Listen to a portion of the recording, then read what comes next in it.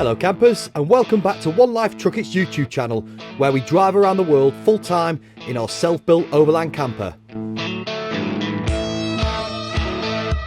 A few weeks ago I flew back to England to announce the launch of our next Overland camper project, which is this MAN HX77 prototype and the only one in civilian ownership in the UK.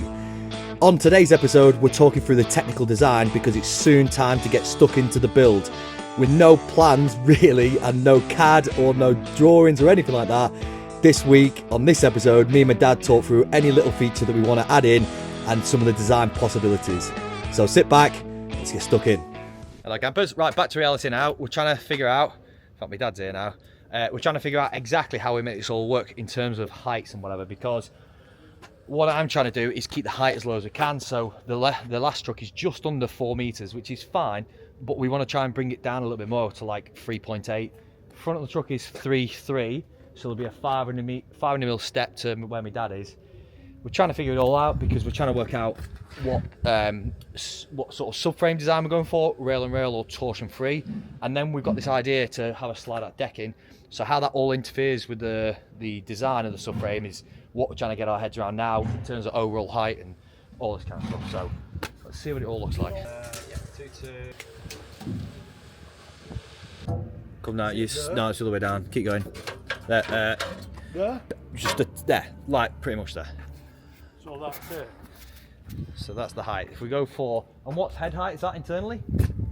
So that'll give us quite a lot of internal head height. That one piece could be there, and there.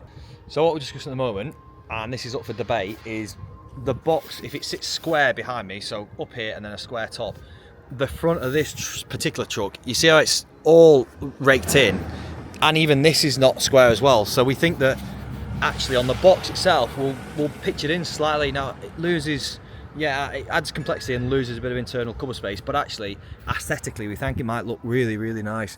And we've just measured this, which is the top of the radiator. In fact, I think it's a separate component of that, but basically top of radiator, that's a 200mm rake. And that's what I might do. I was thinking 300mm, but actually if we're to keep it in keeping with the rest of the truck, it might be 200mm. You need access to that pump, aren't you? Because you don't want to start this No. What we're looking at now is just, we're thinking of putting like a rack on here. So as opposed to going rack on top of there and giving us any more height, we'll probably put a rack over the top of all this section. The only thing is the spare wheel's in the way, so we'll need to make it openable.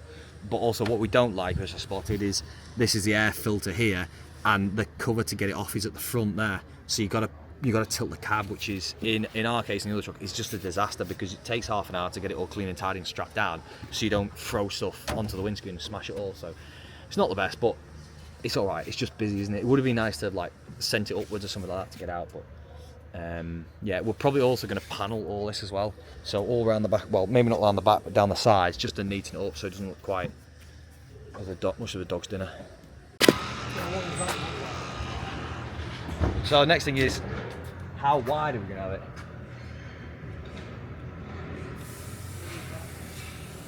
I don't think too bad, just because I'm worried that if we bring it out too far and the cab steps in, it's going to look a bit daft because, you know, you can see the top. Yeah, it looks all right. The only thing is that at the top of the radiator, the whole radiator leans in, so at the top there's a gap of like, you know, probably approaching 100mm there. But then again, it's going to be softened if we rake it in. It's going to be softened. Well, the top edge will be softened.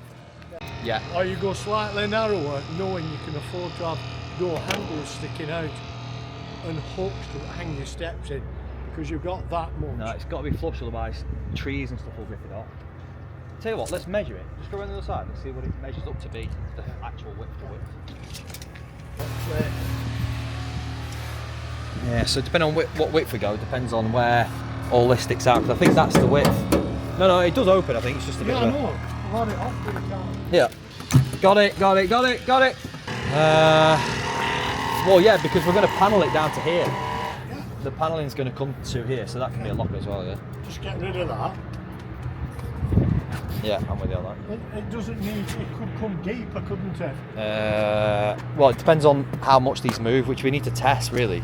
No, you don't. Look, that's how much it moves. Takes that neon block there. Yeah, it's not a lot, is it? No. Next thing is the length. Oh jeez, almost hit me. So there should be a 45-degree departure angle from the back of the truck, and that is roughly how they designed it here. So you can see that from the tyre here to that mud guard, that light bracket, to the back of the bed at the moment, which is roughly 45 degrees.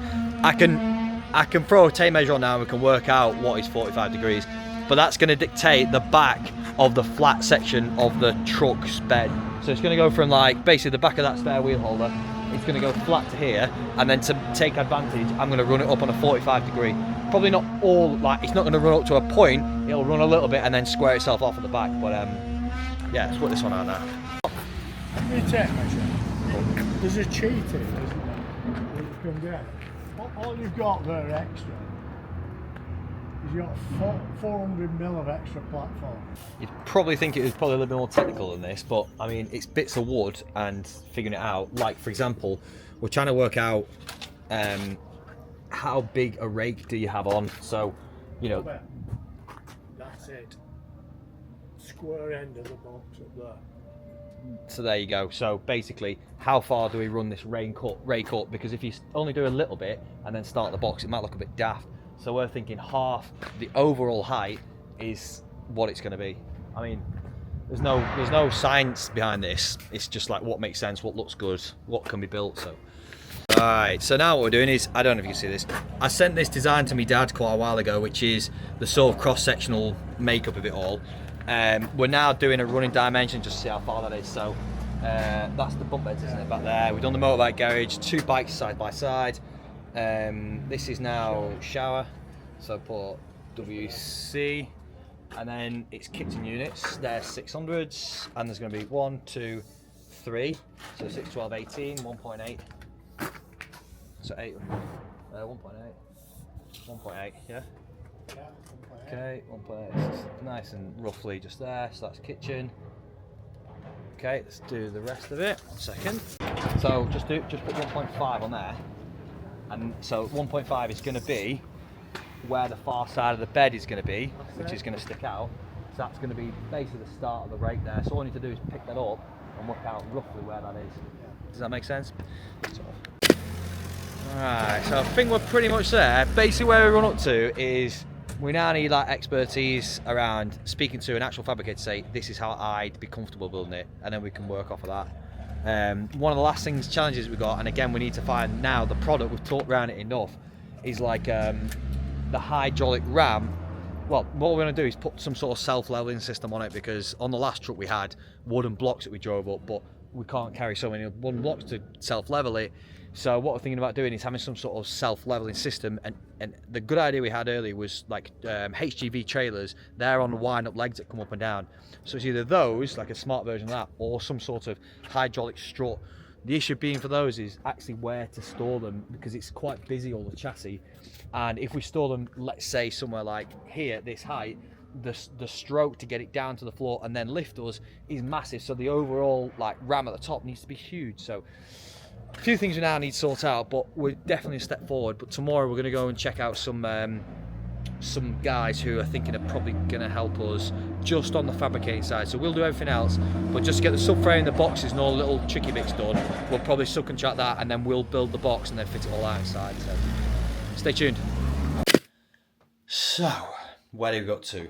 Well, physically where we got up to was Media City in Salford. The last couple of days I've been walking around the truck with my dad, and then we went actually to the northeast to go and see a couple of suppliers out there, and like small companies that will probably do a little bit of work for us. Because what we're sort of thinking is, even though we could fabricate and stuff like that, we just don't have the tooling anymore, the space, the yard, whatever. So actually it makes sense to actually subcontract out the subframe, including like the torsion-free subframe, the actual frame, the slide-out decking part, and then even the box building on top. Like we could pretty easily build the box ourselves, but it makes sense for someone who's doing a subframe to like marry the box at the same time, because then that is like one package and they take sort of responsibility for that. So we're probably going to go to like 1 or 2, maybe 3 companies like that. Now I don't want to say who they are, and I don't want to big them up, nor do I want to poo-poo anybody else.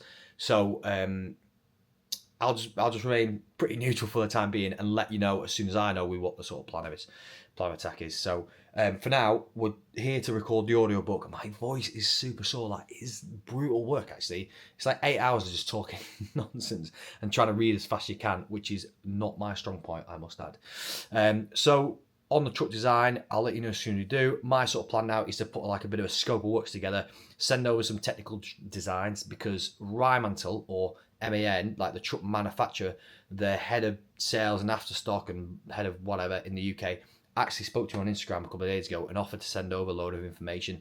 So I'll probably just get a load of technical specs and then send that on to a couple of the lads, and then see what they come up with in terms of like a plan, because it's not straightforward. Because this slide out decking that we've got a plan to do, like, that's going to be tricky to do, to get right, but to get right that it physically works but is also maintained right. Because yeah, we can make something look dead sexy but it won't last, or we make something that will last and is not dead sexy. So we need to like strike a good balance here with something that's well made, you know, looks good, is, you know, is maintainable, all this kind of stuff. Like, it's probably easier said than done that. So that's the plan. But the truck one is due to arrive in Cape Town on the 19th of April this year, 2025. So I might fly out on the 15th, which then gives us time to sort out all the bits and pieces for truck one. So but also sorting in the background like new logos and maybe even a website and merchandise and all this kind of stuff as well. So it's a busy period. And I also can't go anywhere without being recognised. Like, I literally mean, like, I'm not even inflating that. Like, last night, did I get spotted for the day yesterday? Can't remember. Oh, I went to the suppliers, so in a car all day, and then, you know, met the suppliers that were like big fans of it all, and then went to a random curry house in the middle of Yorkshire, middle of nowhere, like nondescript place. Sat down and just was chatting with my dad and my stepmom. You know, this random guy from Wales who was well out of place, just working nearby, sat down and said, "Oh, are you the guy with the big truck?" I was like, "Oh Jesus, yeah, I am, yeah." And then actually walking to go and get lunch here today in Media City, twice people calling me, being like, "Oh, Bobby, I'm a big fan," all this kind of stuff. So it's crazy. It is legitimately crazy, and it's really nice. But what I said to one of them today, I said, like, no point everyone's gone, "Oh, you're an idiot," or something like that. It's all been like really good, positive, like, "Oh, you know, keep it up, like, you're inspiring, we're gonna do a van, you know, da da da da." Like, it's all good stuff. So it makes me feel really good.